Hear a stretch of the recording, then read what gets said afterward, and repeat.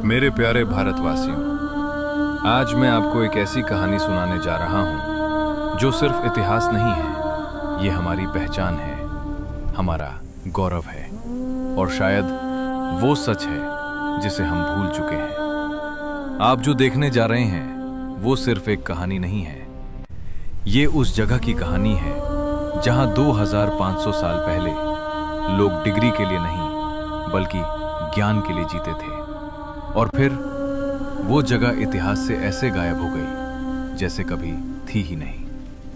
ये है तक्षशिला। सोचिए, एक ऐसा समय जब न इंटरनेट था न किताबों की भरमार और दुनिया के अलग अलग हिस्सों से लोग हजारों किलोमीटर का सफर सिर्फ सीखने के लिए करते थे। लगभग 6वीं से 5वीं शताब्दी ईसा पूर्व गंधार की इस धरती पर कुछ ऐसा बन रहा था जो अपने समय से बहुत आगे था। लेकिन यहाँ एक ट्विस्ट है। तक्षशिला कोई यूनिवर्सिटी नहीं थी, कम से कम आज के मतलब में तो बिल्कुल नहीं। यहाँ कोई बड़ा कैंपस नहीं था, कोई क्लासरूम नहीं, कोई डिग्री नहीं। फिर भी ये अपने समय के सबसे बड़े शिक्षा केंद्रों में से एक था। ये पूरा शहर ही एक लिविंग यूनिवर्सिटी था। हर गुरु का घर ही उसका क्लासरूम था और हर छात्र एक खोजी। एडमिशन वो भी आसान नहीं।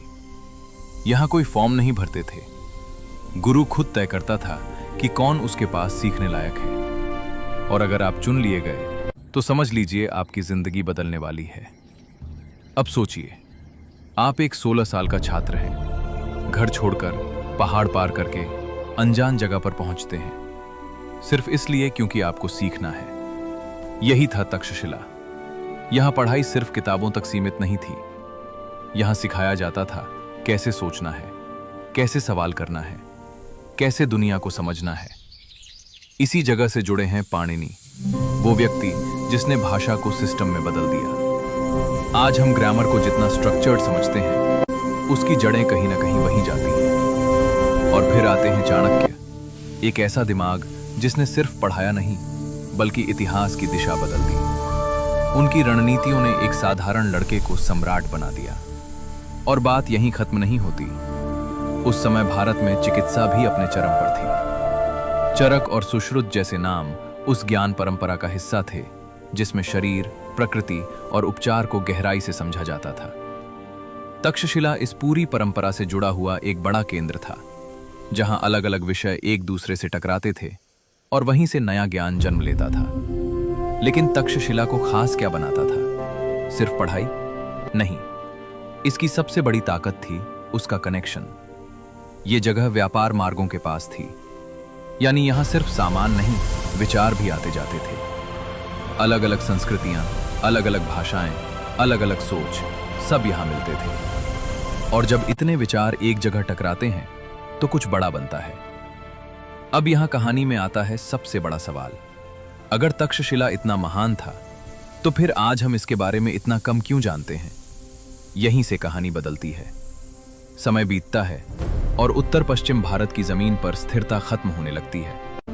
आक्रमण शुरू होते हैं, एक के बाद एक, और इन्हीं में शामिल थे हूना इन्वेजन्स ऑफ इंडिया, जिन्होंने इस पूरे क्षेत्र को हिला कर रख दिया। लेकिन यहां कोई फिल्मी सीन नहीं हुआ जहां एक रात में सब जल गया।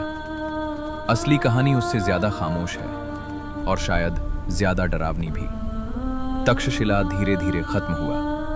पहले छात्र आना बंद हुए, फिर गुरु चले गए, फिर वो आवाजें जो कभी ज्ञान से भरी होती थीं खामोश हो गईं। और एक दिन वो जगह जो कभी दुनिया के सबसे बड़े बौद्धिक केंद्रों में से एक थी, बस इतिहास का एक भूला हुआ नाम बनकर रह गई। कोई बड़ी आग नहीं, कोई एक दिन का विनाश नहीं, बस एक धीमा अंत। और शायद यही सबसे दुखद बात है। सदियों तक तक्षशिला मिट्टी के नीचे दबा रहा। लोग जानते थे कि कभी कुछ था, लेकिन क्या था, कितना बड़ा था, ये धीरे धीरे धुंधला पड़ गया। फिर 19वीं शताब्दी में अलेक्जेंडर कनिंघहैम जैसे पुरातत्वविदों ने इन खंडहरों को पहचानना शुरू किया। और जैसे जैसे खुदाई हुई, एक भूली हुई दुनिया फिर से सामने आने लगी। आज अगर आप तक्षशिला जाएं तो आपको बस खंडहर दिखेंगे, टूटी दीवारें, खाली जगहें और बहुत सन्नाटा। लेकिन अगर आप ध्यान से देखें तो आपको वहां कुछ और भी महसूस होगा। एक गूंज।